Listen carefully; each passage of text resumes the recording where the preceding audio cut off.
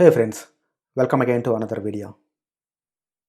Technical అనాలిసిస్లో institutional investors shares కొంటున్నారా లేదా అమ్ముతున్నారా అని చెప్పే ఇంపార్టెంట్ పారామీటర్ అయిన వాల్యూమ్ని చాలామంది బిగినర్స్ చాలా లైట్గా తీసుకుంటుంటారు. కొంతమంది బిగినర్స్ అయితే అసలు పట్టించుకోరు. ఇవాల్టి వీడియోలో ఈ ట్రేడింగ్ వాల్యూమ్ అంటే ఏంటి, దాని importance and volume price analysis ఎలా చేయాలో నేర్చుకుందాం. ముందుగా ఛానల్లో యాక్టివ్గా ఉండి కమెంట్స్ అండ్ ఫీడ్బ్యాక్స్ ఇచ్చే వాళ్ళకి చాలా చాలా థ్యాంక్స్ అండి. మీరిచ్చే ప్రతి ఫీడ్బ్యాక్, అది చిన్నదైనా పెద్దదైనా, నాకైతే చాలా ఎక్సైట్మెంట్ ఇస్తుందండి నేను నెక్స్ట్ వీడియో అప్లోడ్ చేసేంత వరకు. ఇంకా నా మొదటి వీడియో తర్వాత మా బ్రదర్ కొలీగ్ ఒకరు వాల్యూమ్ కూడా కవర్ చేసి ఉండొచ్చు అన్నట్టు మెసేజ్ పెట్టారు మా బ్రదర్ వాట్సాప్కి. సో అప్పటి నుంచి అనుకుంటూ ఉన్నా నేను వాల్యూమ్ గురించి ఒక డెడికేటెడ్ వీడియో చేద్దామని. అండ్ మధుసూదన్ గారు చాలా థ్యాంక్స్ అండి ఈ వీడియోస్ చూస్తున్నందుకు. ఇక యాక్చువల్ కంటెంట్లోకి వెళ్దాం. వాల్యూమ్ డెఫినేషన్కి వస్తే, వాల్యూమ్ అంటే number of shares or contracts traded in a given period of time. Stocks గురించి మాట్లాడుతుంటే నెంబర్ ఆఫ్ షేర్స్ అంటాం, అదే ఫ్యూచర్ అండ్ ఆప్షన్స్ గురించి మాట్లాడుతుంటే నెంబర్ ఆఫ్ కాంట్రాక్ట్స్ అంటాం. దీన్ని చాలా సింపుల్గా చెప్పాలంటే, అనుకోండి మీ ఇంటి దగ్గర ఒక యాపిల్స్ అమ్ముతున్నారు అండ్ మీరు అక్కడికి వెళ్ళి ఒక 5 మినిట్స్లో 10 యాపిల్స్ కొన్నారనుకోండి. అప్పుడు ఇన్ జనరల్ 10 యాపిల్స్ ట్రేడ్ అయినాయి అంటాం. అండ్ ఈ 10 క్వాంటిటీ ట్రేడ్ అయింది కదా, దాన్ని స్టాక్ మార్కెట్లో మనం ఆ క్వాంటిటీని వాల్యూమ్ అంటాం. అంతే. ఫర్ ఎగ్జాంపుల్ టాటా మోటార్స్లో చూస్తే on August 26th almost 197 million trades trade అయినాయి. So August 26th Tata Motors value 197 million అవుతుంది. మీరు వాల్యూమ్ని టాప్ లెఫ్ట్లో చూడొచ్చు. జస్ట్ కర్సర్ని వాల్యూమ్ బార్ మీదకి కానీ క్యాండిల్ స్టిక్ మీదకి కానీ తీసుకెళ్ళండి, దెన్ టాప్ లెఫ్ట్లో వాల్యూమ్ కనబడుతుంది. నేను ఇక్కడ ఒక చిన్న విషయం చెప్పాలనుకుంటున్నాను. అదేంటంటే, నేను 10 షేర్లు కొని మీరు నాకు 10 షేర్లు అమ్మితే ట్రేడింగ్ వాల్యూమ్ 10 అవుతుంది కానీ 20 అవ్వదు. అదొక్కటి గుర్తుపెట్టుకోండి. ఇంకా ఈ చార్ట్లో మీకు volume bar colour red and గ్రీన్లో కనబడుతుంది కదా. గ్రీన్ కలర్ వాల్యూమ్ బార్ ఏం రిప్రజెంట్ చేస్తుందంటే, ప్రజెంట్ క్యాండిల్ ప్రీవియస్ క్యాండిల్ కంటే పైన క్లోజ్ అయిందని. అదే రెడ్ కలర్ వాల్యూమ్ బార్ అయితే ప్రజెంట్ క్యాండిల్ ప్రీవియస్ క్యాండిల్ కంటే కింద క్లోజ్ అయిందని. మీకు ఇలా ప్రీవియస్ క్యాండిల్తో సంబంధం లేకుండా volume bar colour, candlestick colour same ఉండాలనుకుంటే, ఇక్కడ వాల్యూమ్ సెట్టింగ్స్లోకి వెళ్ళి colour based on previous close ఉంది కదా, దాన్ని అన్టిక్ చేయండి. అప్పుడు చూడండి, ఇక్కడ volume bar colour and candlestick colour సేమ్గా ఉంది. యాక్చువల్గా మీరు ఈ వాల్యూమ్ బార్ కలర్ని చాలా లైట్గా తీసుకోండి. ప్రజెంట్ మనకు ముఖ్యంగా కావాల్సింది ప్రైస్ చేంజ్ అవుతుంటే వాల్యూమ్ పెరుగుతుందా తగ్గుతుందా, అది ముఖ్యం మనకి. నేను ప్రజెంట్ వాల్యూమ్ని 1 డే టైం ఫ్రేమ్లో పెట్టాను. అలా కాకుండా మీరు ఏ టైం ఫ్రేమ్లో అయినా వాల్యూమ్ చూసుకోవచ్చు. సో వాల్యూమ్ అంటే ఏంటో తెలుసుకున్నాం కదా. ఇప్పుడు ఈ వాల్యూమ్ ఎందుకు టెక్నికల్ అనాలిసిస్లో చాలా ఇంపార్టెంటో తెలుసుకుందాం. దానికంటే ముందు మనం యూజువల్గా ట్రేడింగ్ ఎలా చేస్తామండి, ప్రైస్ యాక్షన్ అనాలిసిస్ ద్వారా బ్రేక్అవుట్స్ కానీ, ట్రెండ్స్ కానీ, సపోర్ట్ అండ్ రెసిస్టెన్స్ కానీ, లేకుంటే ఏదో ఒక ప్యాటర్న్ని ఐడెంటిఫై చేసి దానికి తగ్గట్టుగా పొజిషన్స్ తీసుకుంటాం కదా. అండ్ ఈ ట్రేడింగ్ ఏరియాస్లో ట్రేడ్ అయిన వాల్యూమ్ని బట్టి వీటి స్ట్రెంత్ని కన్ఫర్మ్ చేసుకోవచ్చు. సో దట్ ఈ breakouts, trend beginning etcetera false moments అయితే వాటిని అవాయిడ్ చేయొచ్చు. వాల్యూమ్ స్ట్రెంత్ని ఎలా కన్ఫర్మ్ చేస్తుందంటే, వాల్యూమ్ అనేది బిగ్ ఇన్వెస్టర్స్ లేదా ఇన్స్టిట్యూషనల్ ఇన్వెస్టర్స్ మనం ఐడెంటిఫై చేసిన ట్రేడింగ్ ఏరియాస్ దగ్గర ఉన్నారో లేదో చెప్తుంది. అది ఎలా అంటే, ఈ బిగ్ ఇన్వెస్టర్స్ లేదా ఇన్స్టిట్యూషనల్ ఇన్వెస్టర్స్ ఒక్కసారే లేదా ఒక్కరోజే ల్యాక్స్ ఆర్ టెన్స్ ఆఫ్ ల్యాక్స్లలో ట్రేడ్స్ ఎగ్జిక్యూట్ చేస్తుంటారు. అంతే కదా, మనమైతే ఒక 100 లేకుంటే few thousands of shares execute చేస్తాము. కానీ ఇన్స్టిట్యూషనల్ ఇన్వెస్టర్తో మనీ చాలా ఎక్కువ ఉంటుంది కాబట్టి వాళ్ళు ఒక్కసారే చాలా ఎక్కువ మొత్తంలో ట్రేడ్స్ కొంటుంటారు లేకుంటే అమ్ముతుంటారు. ఇంతకుముందు టాటా మోటార్స్ ఎగ్జాంపుల్లో కూడా ఒక్కరోజు 197 మిలియన్ ట్రేడ్స్ ఎగ్జిక్యూట్ అయినాయి. అండ్ ఆ వాల్యూమ్ కూడా ప్రీవియస్ డేస్తో పోల్చుకుంటే చాలా ఎక్కువ ఉంది. కాబట్టి ఆ ఏరియా దగ్గర ఖచ్చితంగా లేకుంటే most likely institutional investors involve అయి ఉండొచ్చు. మీరు అనుకోవచ్చు, అసలు ఈ బిగ్ ఇన్వెస్టర్స్ ఉంటే ఏంటి లేకుంటే ఏంటని. కారణం అయితే చాలా సింపుల్ అండి. వీళ్ళు చాలా ఎక్కువ క్వాంటిటీ ట్రేడ్ చేస్తుంటారు కాబట్టి వీళ్ళు అనుకున్న దానికంటే ప్రైస్ కొంత అవతలకి వెళ్ళినా కానీ వీళ్ళకి చాలా ఎక్కువ మొత్తంలో నష్టాలు వస్తాయన్నమాట. కాబట్టి వీళ్ళు పొజిషన్ తీసుకునే ముందు చాలా రిగరస్ అనాలిసిస్ చేస్తారు. లేకుంటే ఈ బిగ్ ప్లేయర్స్కి ఇండస్ట్రీలో కాంటాక్ట్స్ చాలా ఎక్కువ ఉంటాయి కాబట్టి వీళ్ళకి ఇంకా పబ్లిక్ వరకు రాని ఏదైనా ఫండమెంటల్ న్యూస్ తెలిసి ఉండొచ్చు, లేదా ఫండమెంటల్స్ అండ్ టెక్నికల్స్ పని లేకుండా వీళ్ళు ఏదైనా స్టాక్ ప్రైస్ని మ్యానిపులేట్ చేద్దామని కూడా ట్రై చేయొచ్చు. కారణం ఏదైనా కావచ్చు. కానీ వీళ్ళు కనుక ఏదైనా కంపెనీ షేర్ ప్రైస్ కొన్నా లేదా అమ్మినా వీళ్ళు తీసుకున్న పొజిషన్ వైపే మోస్ట్లీ ఆ ప్రైస్ మూవ్ అవ్వచ్చు. ఒకవేళ ప్రైస్ వీళ్ళు అనుకున్న వైపు మూవ్ కాకుంటే వీళ్ళకి ఎగైన్ ఆ ప్రైస్ని మ్యానిపులేట్ చేయగలిగే మనీ ఉంటుంది, పవర్ కూడా ఉంటుంది. కోర్స్ కొన్నిసార్లు వీళ్ళకి కూడా ఏది వర్క్ కాదు, కానీ అటువంటి సందర్భాలు వీళ్ళకి చాలా తక్కువ ఉంటాయి. నేను సింపుల్గా ఏం చెప్పాలనుకుంటున్నానంటే, ఏదైనా కంపెనీ లేదా మనం పొజిషన్ తీసుకోవాలనే కంపెనీలో బిగ్ ఇన్వెస్టర్స్ ఉన్నారో లేదో వాల్యూమ్ అనాలిసిస్ చేసి వీళ్ళు ఉండి వాళ్ళు కొంటుంటే మనం కొని వాళ్ళు అమ్ముతుంటే మనం అమ్మి వీళ్ళతో పాటు మనం ప్రాఫిట్స్ గెయిన్ చేసుకోవచ్చు. సో వాల్యూమ్ ప్రైస్ అనాలిసిస్లో మెయిన్గా 2 స్టెప్స్ ఉంటాయి. స్టెప్ 1లో బిగ్ ఇన్వెస్టర్స్ ఉన్నారా లేదో ఐడెంటిఫై చేస్తాం. స్టెప్ 2లో వీళ్ళు కొంటున్నారా లేదో తెలుసుకుంటాం.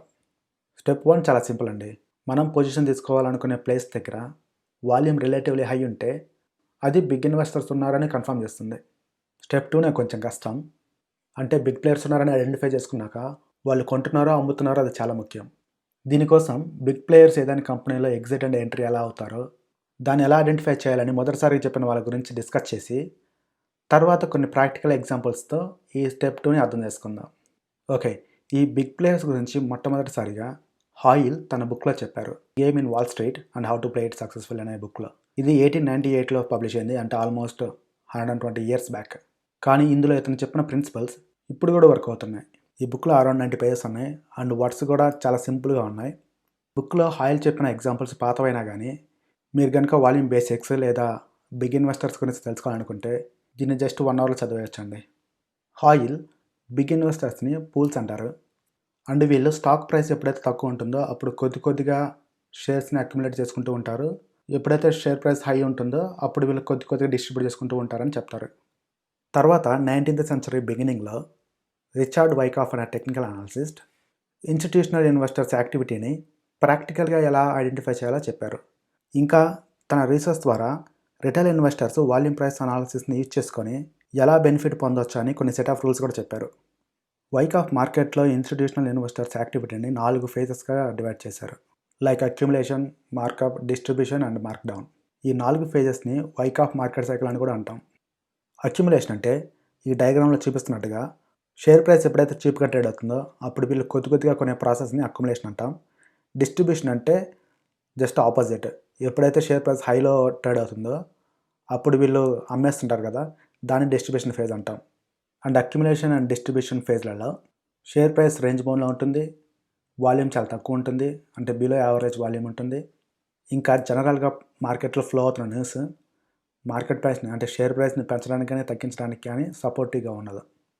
అండ్ మార్కప్ అండ్ మార్క్ డౌన్లో షేర్ ప్రైస్ ఈ రేంజ్ బౌండ్ నుంచి అబవ్ యావరేజ్ వాల్యూమ్స్తో బ్రేక్అవుట్ అవుతుంది. తర్వాత మార్కప్ ఫేజ్లో మార్కెట్లో న్యూస్ అంతా ఆ కంపెనీ షేర్ ప్రైస్కి పాజిటివ్గా ఉంటుంది. ఇంకా జనరల్ పబ్లిక్ కూడా ఒక బులిష్ వ్యూ తీసుకుంటారు కాబట్టి ఈ ర్యాలీ మూమెంటం తీసుకుంటుంది ఇక. అండ్ ప్రతి ట్రెండ్లో పుల్ బ్యాక్ వస్తుంది కదా, ఆ టైంలో బిగ్ ఇన్వెస్టర్స్ వాళ్ళ ప్రాఫిట్స్ బుక్ చేసుకుంటూ ఉంటారు పార్షియల్గా అండ్ రీఅక్యుములేట్ చేసుకుంటూ ఉంటారు.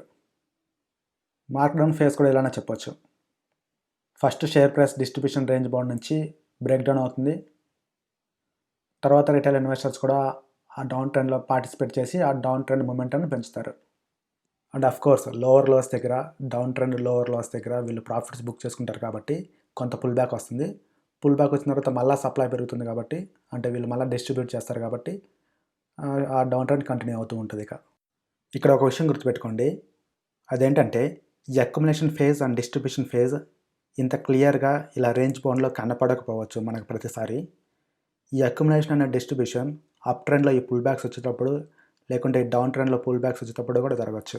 సో మనకి కొన్నిసార్లు అప్ ట్రెండ్ ముందు ఈ అక్యుములేషన్ ఫేజ్ కనబడదు, డౌన్ ట్రెండ్ ముందు ఈ డిస్ట్రిబ్యూషన్ ఫేజ్ కనబడదు, డైరెక్ట్గా ప్రైస్ రివర్సల్ కనబడవచ్చు. ఓకే, ఇప్పుడు ప్రాక్టికల్గా కొన్ని ఎగ్జాంపుల్స్ చూద్దాం.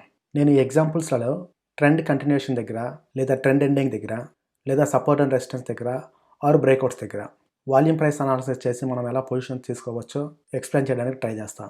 ముందుగా Tata consumer products price chart చూద్దాం. దీని షేర్ ప్రైస్ అరౌండ్ 2017 చూస్తే చాలా చీప్గా ట్రేడ్ అవుతుంది కదా, అండ్ ఈ టైంలో వాల్యూమ్ కూడా మిగిలిన డేస్తో పోల్చుకుంటే చాలా తక్కువ ట్రేడ్ అవుతుంది. సో ఈ టైంలో బిగ్ ఇన్వెస్టర్స్ ఈ షేర్స్ని అక్యుములేట్ చేసుకుంటూ ఉండొచ్చు. అండ్ ఎప్పుడైతే ఈ షేర్ ప్రైస్ ఈ రెసిస్టెన్స్ లైన్ని క్రాస్ చేసి పైకి పోవడానికి ప్రయత్నించిందో అప్పుడు చూడండి వాల్యూమ్స్ కొంత ఎక్కువగా రిజిస్టర్ అయినాయి కదా. ఆఫ్ కోర్స్ వెంటనే రిట్రేస్మెంట్ జరిగి ఇంతకుముందు యాక్ట్ అయిన రెసిస్టెన్స్ లైన్ వరకు వచ్చి ఆ తర్వాత మళ్ళీ ట్రెండ్ కంటిన్యూ అయింది. యూజువల్గా మనం ఇలాంటి బిహేవియర్ చూస్తూనే ఉంటాం. ఎప్పుడైనా బ్రేక్అవుట్ అయితే వెంటనే అది రిట్రేస్మెంట్ జరుగుతూ ఉంటుంది, తర్వాత ట్రెండ్ కంటిన్యూ అవుతుంటుంది కదా. సో మెయిన్గా ఇక్కడ ప్రైస్ పైకి పోతున్న ప్రతిసారి వాల్యూమ్స్ ఎక్కువగా రిజిస్టర్ అయినాయి, అంటే అది బిగ్ ఇన్వెస్టర్స్ కొంటున్నారని కన్ఫర్మ్ చేస్తుంది. అండ్ ప్రైస్ ఆల్మోస్ట్ 100% ర్యాలీ అయిన తర్వాత పడటం స్టార్ట్ అయింది. ఇక్కడ క్లియర్ డిస్ట్రిబ్యూషన్ ఏరియా లేదు కాబట్టి దీన్ని కాసేపు పక్కన పెట్టి మరలా ప్రైస్ చీప్గా ట్రేడ్ అవుతున్నప్పుడు వాల్యూమ్ ఎలా ట్రేడ్ అయిందో చూద్దాం. ఈ ప్రైస్ ఫాల్ తర్వాత ఫస్ట్ వాల్యూమ్స్ చాలా తక్కువ ట్రేడ్ అవుతున్నాయి. బిలో యావరేజ్ వాల్యూమ్స్ ట్రేడ్ అవుతున్నాయి. అంటే ఇది ఒక ఇండెసిషన్ ఏరియా. సో ఇక్కడ బిగ్ ఇన్వెస్టర్స్ అక్యుములేట్ చేసుకుంటూ ఉండొచ్చు, లేకుంటే రీడిస్ట్రిబ్యూట్ చేస్తూ ఉండొచ్చు. అండ్ ఈ ఏరియా దగ్గర first time heavy volumes trade అయినాయి.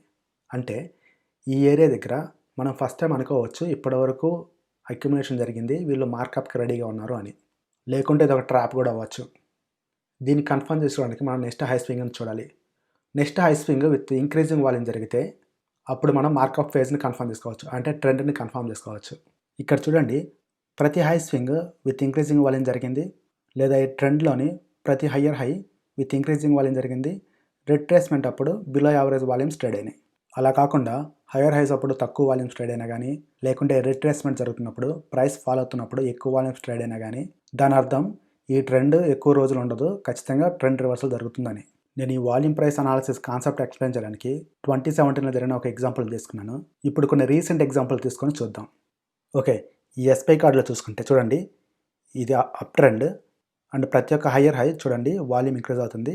పుల్ బ్యాక్ అప్పుడు బిలో యావరేజ్ వాల్యూమ్స్ ట్రేడ్ అవుతున్నాయి. ఇక్కడ హయ్యర్ హై అప్పుడు వాల్యూమ్స్ ఇంక్రీజ్ అయినాయి, పుల్ బ్యాక్ అప్పుడు వాల్యూమ్స్ రెడ్యూస్ అవుతూ ఉన్నాయి. కానీ ప్రజెంట్ ఉన్న షేర్ ప్రైస్ దగ్గర అయితే వాల్యూమ్స్ అంతగా ట్రేడ్ అవ్వట్లేదు. అంటే ఇక్కడ గట్టిగా ప్రాఫిట్ బుకింగ్ జరుగుతూ ఉండొచ్చు. అలానే బజాజ్ ఫైనాన్స్ కూడా చూడండి, ఇక్కడ ప్రైస్ పెరుగుతున్నప్పుడు వాల్యూమ్ పెరుగుతుంది, పుల్ బ్యాక్ వస్తున్నప్పుడు తక్కువ వాల్యూమ్ రిజిస్టర్ అవుతున్నాయి. పెరుగుతున్నప్పుడు వాల్యూమ్ పెరుగుతుంది, పుల్ బ్యాక్ అప్పుడు తక్కువ వాల్యూమ్ ట్రేడ్ అవుతున్నాయి. అండ్ ప్రజెంట్ షేర్ ప్రైస్ అయితే కొంత రేంజ్ బౌండ్లో ఉంది అండ్ వాల్యూమ్స్ కూడా బిలో యావరేజ్ వాల్యూమ్స్ ట్రేడ్ అవుతున్నాయి. సో నెక్స్ట్ ఈ వాల్యూమ్ ఇంక్రీజ్ అయినప్పుడు ప్రైస్ ఎలా చేంజ్ అవుతుందన్న దాన్ని బట్టి మీరు నెక్స్ట్ పొజిషన్ తీసుకోవచ్చు. బై ది వే, నేను వాల్యూమ్ ప్రైస్ అనాలిసిస్ కాన్సెప్ట్ చెప్పడానికి ఎన్ని చెప్తున్నా కానీ వీటిలో మీరు కొనండి లేదా అమ్మండి అని అయితే మాత్రం చెప్పట్లేదండి. ఇప్పుడు ఇంకొక ఎగ్జాంపుల్ చూద్దాం. ఇది Mahanagar gas share price chart. ఇందులో చూసుకుంటే ఈ రెడ్ లైన్ ఇంతకుముందు రెసిస్టెన్స్గా యాక్ట్ అయింది అండ్ ఈ మధ్యకాలంలో ఇది సపోర్ట్గా యాక్ట్ అవుతూ ఉంది. అండ్ ఇక్కడ ఒక డిసెండింగ్ ట్రయాంగిల్ ప్యాటర్న్ ఫామ్ అయింది అండ్ అది బ్రేక్ అవుతున్నప్పుడు అబవ్ యావరేజ్ వాల్యూమ్స్ ట్రేడ్ అయినాయి. అంటే ఇక్కడ పెద్ద ఇన్వెస్టర్స్ కొంటుండొచ్చు. ఇక్కడ ముఖ్యంగా గమనించాల్సింది ఏంటంటే నెక్స్ట్ రెసిస్టెన్స్ లైన్ దగ్గర ప్రైస్ ఫాలో అవుతున్నప్పుడు ఎక్కువ వాల్యూమ్స్ ట్రేడ్ అవ్వలేదు. అంటే వాళ్ళు ప్రాఫిట్ బుకింగ్ చేసుకుంటున్నారు కానీ బేరిష్ వ్యూతో అయితే లేరని. ఐనాక్స్ లైజర్ కూడా చూడండి, ఇక్కడ రేంజ్ బౌండ్లో ఉన్నప్పుడు బిలో యావరేజ్ వాల్యూమ్స్ ట్రేడ్ అయినాయి అండ్ ఎప్పుడైతే పైకి పోవడానికి ప్రయత్నిస్తుందో అబవ్ యావరేజ్ వాల్యూమ్స్ ట్రేడ్ అవుతున్నాయి. అంటే వీళ్ళు కొంత బుల్లిష్ వ్యూతో ఉండొచ్చు అని. అఫ్కోర్స్ ప్రీవియస్ హై దగ్గర రెసిస్టెన్స్ ఫేస్ చేసి కిందకి రావడానికి ప్రయత్నిస్తుంది, కాకుంటే నాట్ విత్ హయ్యర్ వాల్యూమ్స్. ఒకవేళ హయ్యర్ వాల్యూమ్స్తో కిందికి పడుతుంటే ప్రైస్, అప్పుడు ఈ బిగ్ ఇన్వెస్టర్స్ బేరిష్ వ్యూతో ఉన్నారని అర్థం చేసుకోవచ్చు. ఇక్కడ ఇంకొక ఇంపార్టెంట్ విషయం చెప్పాలనుకుంటున్నాను. అదేంటంటే trend ending or price reversal దగ్గర వాల్యూమ్ స్పైక్స్ ఉంటాయి, లేకుంటే అబ్నార్మల్ వాల్యూమ్స్ ట్రేడ్ అవుతూ ఉంటాయి. ఎందుకంటే ప్రీవియస్ అప్ ట్రెండ్ ఎండింగ్లో చాలామంది ఇప్పటికైనా ఈ ట్రెండ్లో పార్టిసిపేట్ చేద్దామని ప్యానిక్ బయింగ్ చేస్తూ ఉంటారు. అలానే డౌన్ ట్రెండ్ ఎండింగ్లో చాలామంది ఇప్పటికైనా లాసెస్ బుక్ చేసుకుందామని ప్యానిక్ సెల్లింగ్ చేస్తూ ఉంటారు. అండ్ ఈ బిగ్ ఇన్వెస్టర్ నుండి అప్ ట్రెండ్ ఎండింగ్లో హ్యూజ్ డిస్ట్రిబ్యూషన్ వస్తుంది, డౌన్ ట్రెండ్ ఎండింగ్లో హ్యూజ్ అక్యుములేషన్ వస్తుంది. అంటే huge supply and huge demand వస్తుంది ఆయా ట్రెండ్ని బట్టి. సో ట్రెండ్ ఎండ్ అప్పుడు ఆర్ ప్రైస్ రివర్సల్ అప్పుడు మీరు అబ్నార్మల్ వాల్యూమ్స్ లేదా వాల్యూమ్ స్పైక్స్ చూడొచ్చు.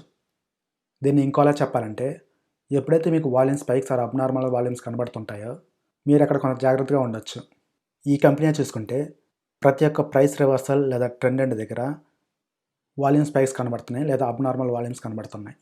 చూడండి, ఇక్కడ కానీ ఇక్కడ కానీ ఇక్కడ కానీ ఎక్కడైతే ట్రెండ్ ఎండ్ అవ్వబోతుందో అక్కడ కొంత వాల్యూమ్ స్పైక్స్ కనబడుతుంటాయి మనకి. ఇలా చాలా ఎగ్జాంపుల్స్ చెప్పుకోవచ్చండి. మేబీ చివరిగా ఇది ఒక ఎగ్జాంపుల్ చెప్తాను. ఇది బ్రిటానియా షేర్ ప్రైస్ అండి. ఇక్కడ చూడండి, ప్రైస్ పెరుగుతుంది కానీ వాల్యూమ్స్ పెరగట్ల. వాల్యూమ్ బిలో యావరేజ్ వాల్యూమ్స్ ఉన్నాయి, లేకుంటే యావరేజ్ వాల్యూమ్స్ ఉన్నాయి, కానీ ప్రైస్ పెరగడానికి ప్రయత్నిస్తుంది.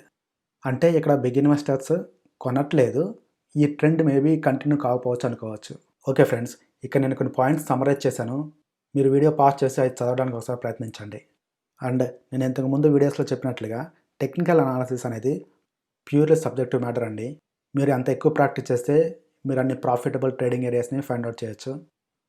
అండ్ కొన్నిసార్లు మీరు చేసిన టెక్నికల్ అనాలిసిస్ వర్క్ కాకపోవచ్చు.